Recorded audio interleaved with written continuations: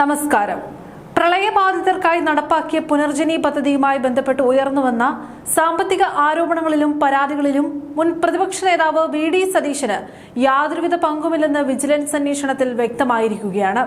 കേസിൽ ആവശ്യത്തിന് തെളിവുകളോ നിയമലംഘനങ്ങളോ കണ്ടെത്താൻ കഴിയാത്ത സാഹചര്യത്തിൽ ഇതിന്മേലുള്ള എല്ലാവിധ തുടർ നടപടികളും അടിയന്തരമായി അവസാനിപ്പിക്കാൻ വിജിലൻസ് തീരുമാനിച്ചതായി ആഭ്യന്തരമന്ത്രി രമേശ് ചെന്നിത്തല വാർത്താസമ്മേളനത്തിൽ പ്രഖ്യാപിക്കുകയും ചെയ്തു.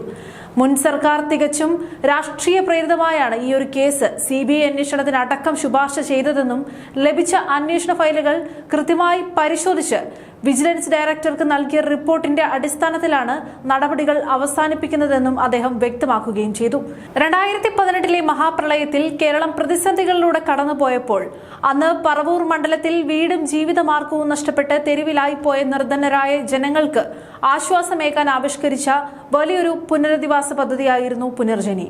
പ്രളയത്തിൽ തകർന്നുപോയ കുടുംബങ്ങൾക്ക് പുതിയ വീടുകൾ നിർമ്മിച്ച് നൽകുക, തകർന്ന ഉപജീവന മാർഗങ്ങൾ തിരികെ പിടിക്കാൻ അവരെ സഹായിക്കുക എന്നതൊക്കെയായിരുന്നു ഈ ഒരു പദ്ധതിയുടെ പ്രധാന ലക്ഷ്യങ്ങൾ. ജനപ്രതിനിധിയുടെ മേൽനോട്ടത്തിൽ ആരംഭിച്ച ഈ പദ്ധതിയിലൂടെ ഇതുവരെ 280 കുടുംബങ്ങൾക്ക് സ്വന്തമായി വീടുകൾ നിർമ്മിച്ചു നൽകാനായി സാധിച്ചിട്ടുണ്ട്.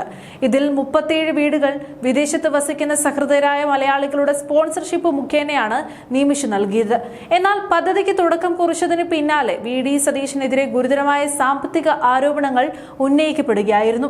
അദ്ദേഹം ദുബായ്, UK തുടങ്ങിയ രാജ്യങ്ങളിൽ സ്വകാര്യ സന്ദർശനം നടത്തുകയും കേന്ദ്ര സർക്കാരിന്റെയോ ബന്ധപ്പെട്ട അധികാരികളുടെയോ മുൻകൂർ അനുമതി ഇല്ലാതെ വിദേശ നാണ്യ വിനിമയ ചട്ടം ലംഘിച്ച് ഫണ്ട് ശേഖരിച്ചെന്നും ഈ പണമിടപാടുകളിൽ സാമ്പത്തിക തിരിമറി നടന്നിട്ടുണ്ടെന്നും ആരോപിച്ച് ലഭിച്ച പരാതികളിന്മേലാണ് വിജിലൻസ് പ്രാഥമിക അന്വേഷണത്തിന് ഉത്തരവിടുന്നത്. തുടർന്ന് വർഷങ്ങളോളം വിജിലൻസ് സംഘം ഇതിൽ വിശദമായി അന്വേഷണം നടത്തുകയും ചെയ്തു. എന്നാൽ ഈ അന്വേഷണത്തിലുടനീളം പദ്ധതിയുമായി ബന്ധപ്പെട്ട് വി.ഡി. സതീശൻ സ്വന്തമായി 1 രൂപയുടെ പോലും സാമ്പത്തിക നേട്ടം ഉണ്ടാക്കിയിട്ടില്ലെന്നാണ് കണ്ടെത്തിയത്. പുനർജനി പദ്ധതിയുടെ നിർമ്മാണ പ്രവർത്തനങ്ങൾക്കായും മറ്റ് ആശ്വാസ നടപടികൾക്കായും ലഭിച്ച 1,27,00,000 രൂപയുടെ ഫണ്ട് എറണാകുളം ആസ്ഥാനമായി പ്രവർത്തിക്കുന്ന മണപ്പാട്ട് ഫൗണ്ടേഷൻ എന്ന സന്നദ്ധ സംഘടനയുടെ ബാങ്ക് അക്കൗണ്ടുകൾ വഴിയാണ് കൈകാര്യം ചെയ്തതെന്ന് വ്യക്തമായി. ഇതിൽ വിദേശത്തു നിന്നുള്ള ഫണ്ടുകൾ സ്വീകരിക്കാനുള്ള അക്കൗണ്ടും ഉൾപ്പെടുന്നുണ്ട്. ഈ ബാങ്ക് അക്കൗണ്ടുകൾ ആരംഭിക്കുന്നതിലോ ഫണ്ട് ശേഖരിച്ച് വിനിയോഗിക്കുന്നതിലോ വി.ഡി. സതീശന് വ്യക്തിപരമായി യാതൊരുവിധ തരത്തിലുള്ള പങ്കാളിത്തവും ഇല്ലെന്ന് വിജിലൻസ് അന്വേഷണ സംഘത്തിന് പൂർണ്ണമായും ബോധ്യപ്പെടുകയായിരുന്നു. അഴിമതി നിരോധന നിയമത്തിലെ 7A വകുപ്പ് പ്രകാരമുള്ള യാതൊരുവിധ കുറ്റങ്ങളും വി.ഡി. സതീശൻ ചെയ്തിട്ടില്ലെന്നും അതുകൊണ്ട് തന്നെ കേസുമായി മുന്നോട്ടു പോകുന്നതിൽ യാതൊരു നിയമപരമായ അർത്ഥവും ഇല്ലെന്നും ചൂണ്ടിക്കാട്ടിയാണ് വിജിലൻസ് ഡയറക്ടർ അന്വേഷണം അവസാനിപ്പിക്കാനുള്ള അന്തിമ റിപ്പോർട്ട് സമർപ്പിക്കുന്നത്. കേസ് CBIക്ക് വിടാൻ തീരുമാനിച്ച നടപടിയെ രൂക്ഷമായി വിമർശിച്ച ആഭ്യന്തരമന്ത്രി രമേശ് ചെന്നിത്തല മുൻ സർക്കാർ രാഷ്ട്രീയ എതിരാളികളെ വേട്ടയാടാൻ വേണ്ടി മാധ്യമ ശ്രദ്ധ നേടാനുള്ള നാടകങ്ങളാണ് കളിച്ചതെന്ന് ആരോപിക്കുകയും ചെയ്തു.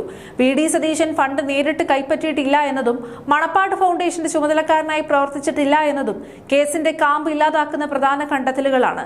വിമാന ടിക്കറ്റ് ബുക്കിംഗുമായി ബന്ധപ്പെട്ട് ഇവരുമായി എന്തെങ്കിലും ബന്ധമുണ്ടോ എന്ന് സ്ഥാപിച്ചെടുക്കാൻ വിജിലൻസ് തുടക്കത്തിൽ നീക്കങ്ങൾ നടത്തിയിരുന്നെങ്കിലും അതൊന്നും സാമ്പത്തിക കുറ്റകൃത്യമായി കാണാൻ കഴിയില്ലെന്ന് വിജിലൻസ് തന്നെ റിപ്പോർട്ടിൽ കുറിച്ചിട്ടുമുണ്ട്. ഭരണം മാറിയതുകൊണ്ട് നൽകിയ ഒരു ആനുകൂല്യമോ ക്ലീൻ ചീറ്റോ അല്ലിതെന്നും വിജിലൻസ് കണ്ടെത്തിയ വ്യക്തമായ തെളിവുകളുടെയും നിയമവകുപ്പുകളുടെയും അടിസ്ഥാനത്തിലുള്ള അന്തിമ തീരുമാനമാണിതെന്നും സർക്കാർ വ്യക്തമാക്കിയിട്ടുണ്ട്. പ്രളയത്തിൽ വീട് നഷ്ടപ്പെട്ടവർക്ക് ജീവിക്കാൻ ഒരിടം ഒരുക്കിക്കൊടുത്ത് ജനകീയ പദ്ധതിയെ ചൊല്ലി വർഷങ്ങളായി രാഷ്ട്രീയത്തിൽ വലിയ വിവാദങ്ങളും വാഗ്വാദങ്ങളുമാണ് നിലനിന്നിരുന്നത്. എന്നാൽ വിജിലൻസിന്റെ ഈ ഒരു ഔദ്യോഗിക റിപ്പോർട്ടോടെ രാഷ്ട്രീയ എതിരാളികൾ ഉന്നയിച്ച തടസ്സങ്ങൾക്കും വാദങ്ങൾക്കും പൂർണ്ണമായും വിരാമമായിരിക്കുകയാണ്. കുറ്റമറ്റ രീതിയിലാണ് പദ്ധതിയുടെ ഫണ്ട് വിനിയോഗം മുഴുവൻ നടന്നതെന്നും സതീശൻ ഇതിൽ യാതൊരുവിധ സാമ്പത്തിക ക്രമക്കേടും ഇല്ലെന്നും തെളിഞ്ഞതോടെ പുനർജനി കേസ് അധ്യായം പൂർണ്ണമായും വിജിലൻസ് അവസാനിപ്പിച്ചു. ചുരുക്കത്തിൽ CPM-ന് ഇനി പോരാടാൻ ആയുധങ്ങളൊന്നുമില്ല.